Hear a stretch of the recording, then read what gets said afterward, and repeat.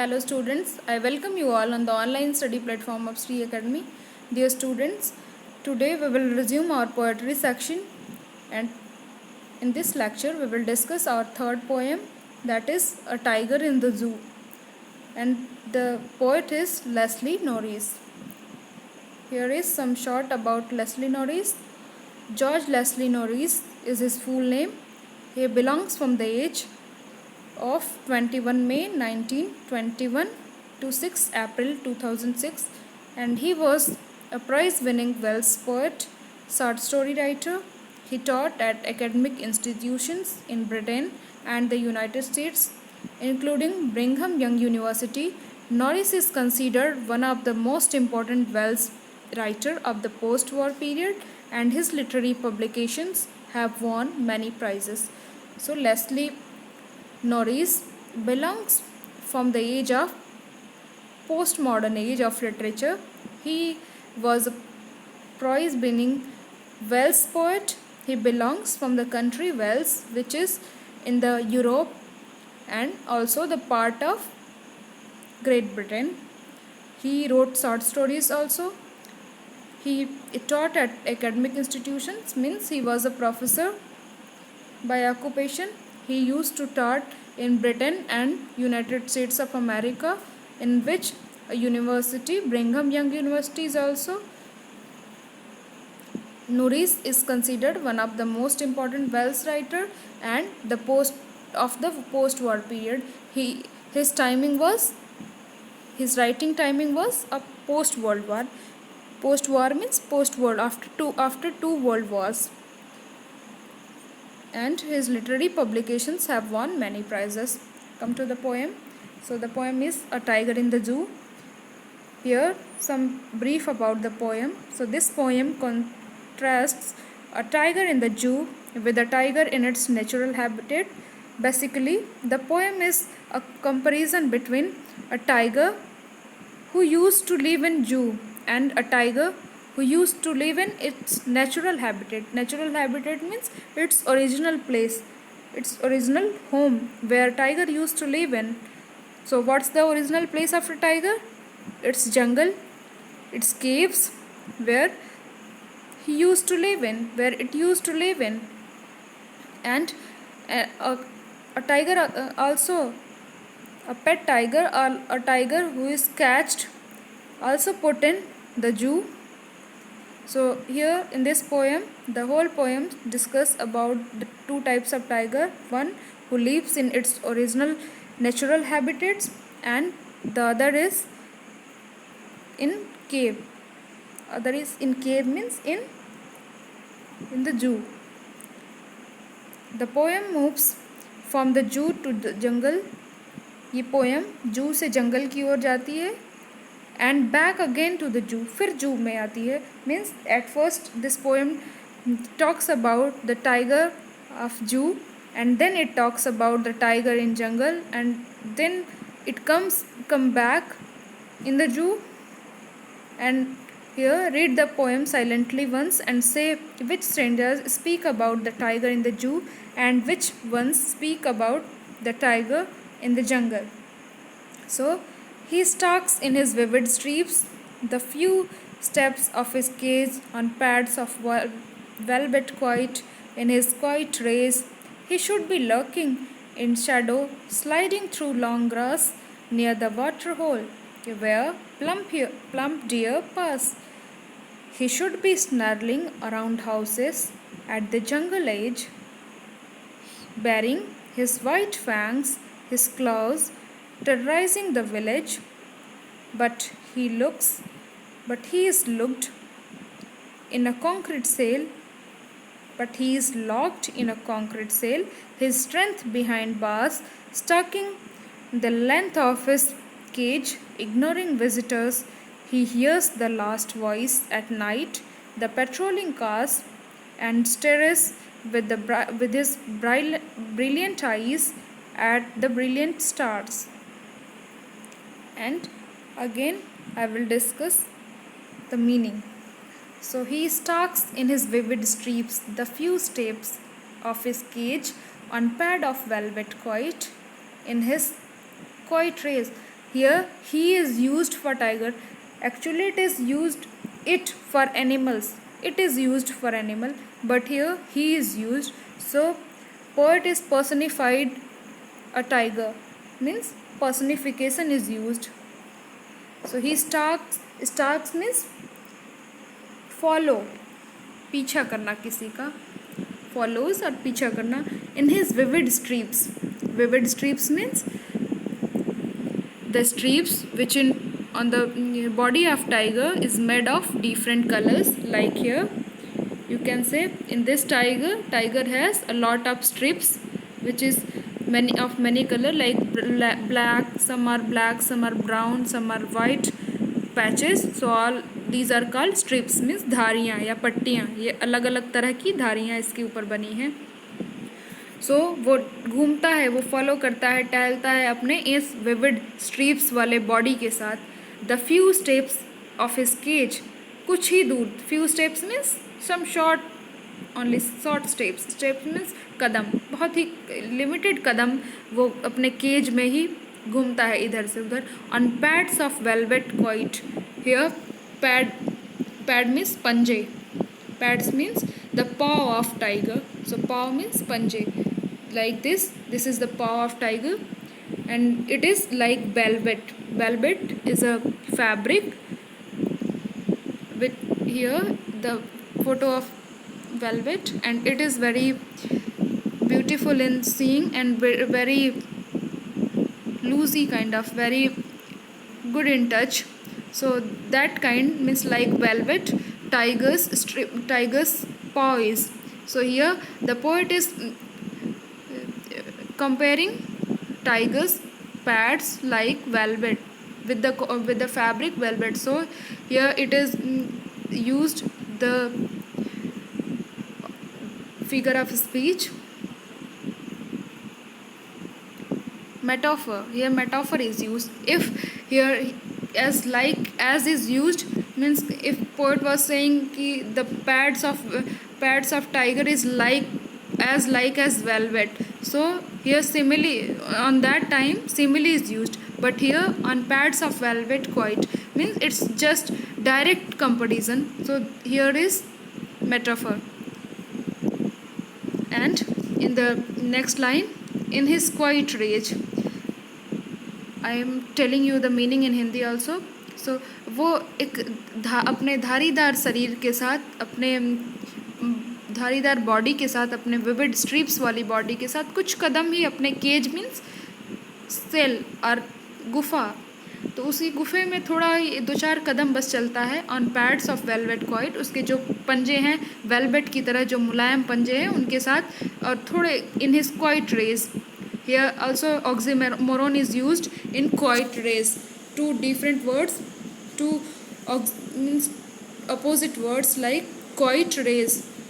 Quiet means sant, rage means gushal. So here quiet is used with rage. Here oxymoron is used. Oxymoron is a figure of speech and that is used. So वो अपने धारीदार शरीर के साथ अपनी गुफा में कुछ ही कदम इधर से उधर करता है. उसके पंजे जो कि वेलवेट की तरह हैं और वो बहुत थोड़ा गुस्से में है. So here this stranger talks about the tiger in the zoo. Come to the next stranger.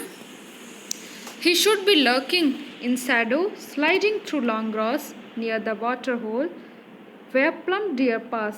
So this stranger talks about the tiger in jungle. So he is used for the tiger. Poet is personifying an animal.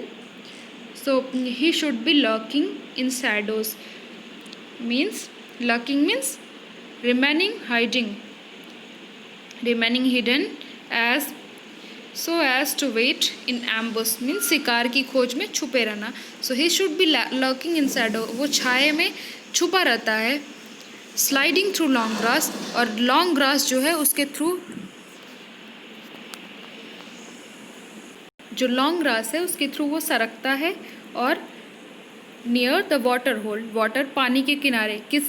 Y he is sliding through long grass near the water hole? Because he is waiting for the plum deer who will come to drink water on the water body. So that makes tiger a chance, that gives tiger a chance, who is waiting in ambush to catch the to prey to catch its prey. So ambush means शिकार, घात लगाकर शिकार करना. So tiger is waiting for the deer, for his prey. अपने शिकार की खोज में वो बैठा हुआ है और उसकी और घास में छिपा हुआ है. So here in this second stanza the poet is talking to a tiger who lives in its natural habitat, that is jungle. He should be snarling around houses at the jungle's edge. In this stanza also poet is talking about the tiger who used to live in the jungle. He should be snarling around houses, means snarling means warning देना, or to make angry means angry sound. His rage, वो जो उसका गुर्राना है, तो वो हमेशा क्या करता है, स्नैडलिंग करता है, घूमता टहलता रहता है अपने एंग्री वॉइस के साथ, अपने दहाड़ के साथ. कहाँ, around houses at the jungle है, जो जंगल के किनारे जो घर हैं, कुछ घर हैं, उनको वार्न करता रहता है. Baring his white fangs, his claws terrorizing the village. Fangs means canine. Canine is a teeth which is used to tear the thing. So there are 4-5 kinds of teeth, so, like molar, premolar, canine, another also. So it's your also duty to know about the teeth, how many kinds of the teeth, how many kinds of tooth.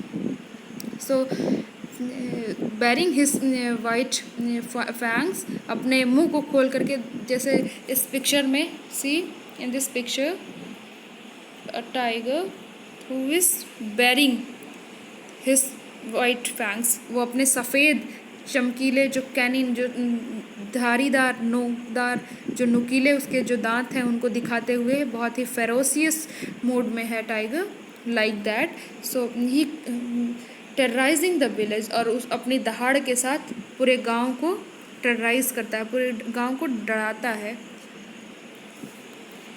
Again, but he is locked in a concrete cell, his strength behind bars, stalking the length of his cage, ignoring visitors. लेकिन यहाँ जो tiger, in this fourth stanza the poet discuss about the tiger who used to live in cage, who used to live in zoo. So he is locked in a concrete cell. Concrete cell means a building. Concrete is a building material made from mixture of broken stone or gravel, sand, cement. Means a पक्का wall, पक्का दीवार जिसमें, जो कि concrete से बना हुआ है, पूरा केज उसका बनाया गया है. So here the tiger is locked in a concrete cell and his length behind bars. और इस बार्स मीन्स ये जो here it is picture of bars, ये जो जाली है, उसको जो कैच करने के लिए, उसको बंद किए रहने के लिए जो ग्रिल्स लगी हैं, जो बार्स लगे हैं, उसके अंदर उसकी क्षमता, जो शक्ति है, स्ट्रेंथ है जो उसकी, वो धीमी पड़ गई है. Stalking the length of his cage, और अपने जो उसका लेंथ है जो केज का, उसी में इधर उधर टहलता है. इग्नोरिंग द विजिटर्स, और विजिटर्स को इग्नोर करता रहता है. Why? Because he is unhappy with his current situation.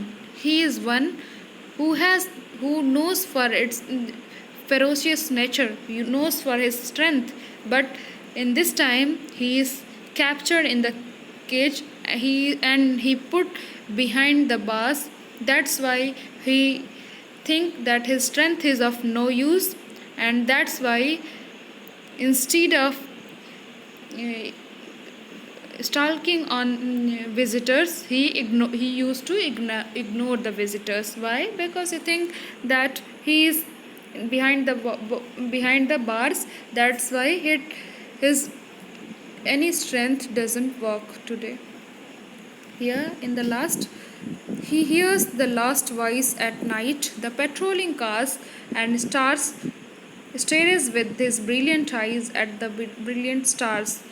Means here it is also talked about the tiger who used to live in cage, who used to live in zoo. That only hears the last voice at night, वो अपने वो रात को जो last voice सुनता है रात में, वो किसकी आवाज़ें होती हैं जैसे वो रात में सुनता है, तो वो होती हैं पेट्रोलिंग कार्स की। Patrolling means keeping watch over an area bye regularly walking और ट्रैवलिंग अराउंड इट। जैसे रात में पुलिस पेट्रोलिंग करती है, मीन्स किसी सर्टेन एरिया की बार बार उसी की निगरानी करती है, इधर से उधर उसके चारों तरफ उसकी निगरानी करती है। तो दैट इज़, तो वो टाइगर क्या सुनता है जो केज में रहता है, वो रात में सोने से पहले या सोते टाइम अपने हमेशा पेट्रोलिंग कार्स जो उसके चारों तरफ चक्कर लगाती रहती हैं कार्स, उनकी आवाज़ों को सुनता है। And stairs with his brilliant eyes, और अपनी उसकी जो चमकीली सुंदर आँखें हैं उनके साथ वो स्टेयर करता है, वो देखता है, वो घूरता है जो चमकीले तारे हैं आसमान में, उनको वो अपनी आँखों के साथ वो देखता है और केज के अंदर ही रहता है। So this is the poem, and poet has discussed that how the tiger's life, which is full of freedom, full of strength, full of ferocious nature, in his original habitat, that is jungle, but at that time when tiger catched and put behind the bars in the cage in the zoo, then that tiger feels helpless. The tiger doesn't have any interest in his life. He feels every time boredom and ignores each and everything which he used to enjoy in his life in jungle, in his natural habitats. Here, this is all about the poem, and come to the poetic devices. So the poem's rhyme scheme is ABCB. Come and know how it is ABCB. So night gives this night A, because it's a, you get a word night, so mark it like A. Come to the next line, see that it is matches with night or not. If it matches with night, then we denote it through A also. आते हैं अब हम next line पे, देखते हैं पहले night को हमने ए सिंबल दिया, फिर देखते हैं दूसरे लाइन में नाइट की तरह का कोई वर्ड आता है कि नहीं. And I have discussed all that poetic devices, their definitions in the earlier poems. So see watch their definitions from there. And this next word is, this last word is cars. So it doesn't resemble with night, its sound is not resembling night. Cars, they are the different sounds, so we denote it through B symbol, B. Come to the next line, see eyes. This is also a different word, means it is not resembling night or cars, so we give here a different symbol, that is C. Come to the next, this is stars. So it is resembling the cars, produce cars, stars, they are the same kind of sound, that's why it is rhymed with B. So what is the rhyme scheme? A B C B. So A B C B, and this rhyme scheme runs through all over the poems. Every stanza has the same kind of rhyme scheme. Like, see another, sell. If you do not donate sell, if you denote sell as A, and see bars, this is also a different word, B. Cage, it is also a different word, sell, cage, different, bars, cage, different also. So here give C symbol, and here visitors, bars, visitors, earth sound is resembling, so it is B.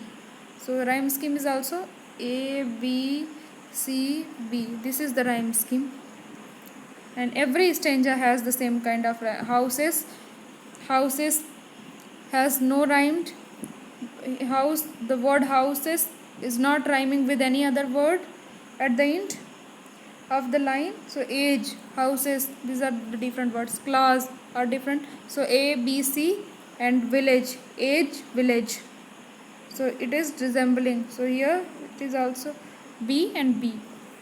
And this is the rhyme scheme which runs through all over the poem.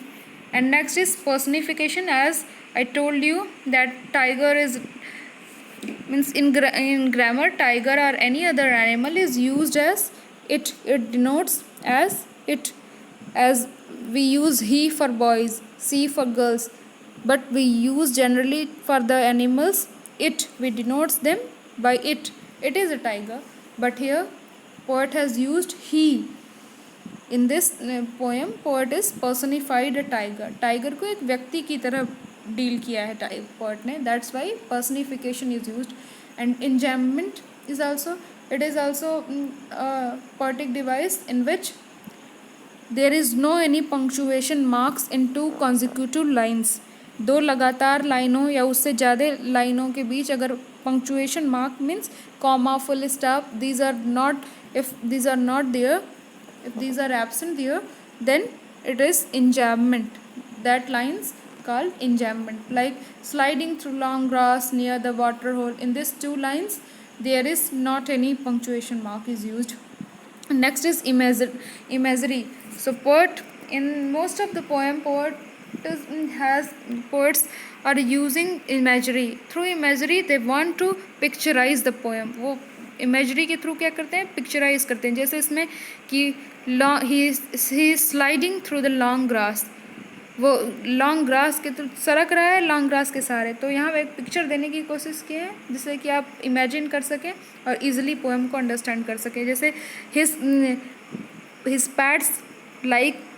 pads are like velvet. So here also he tries to give an imaginary, not imagery, it's imagery. So through that image also poet tries to explain the poem. And oxymoron, as earlier I have told you, quiet means शांत, raise means गुस्सा करना, क्रोध करना. So here quiet raise means it is two opposite words, so here it is oxymoron. Next is pads of velvet. As I told you, pads of velvet is also metaphor. So what's your task for today? So write the summary or theme of the poem and show me at your Zoom class.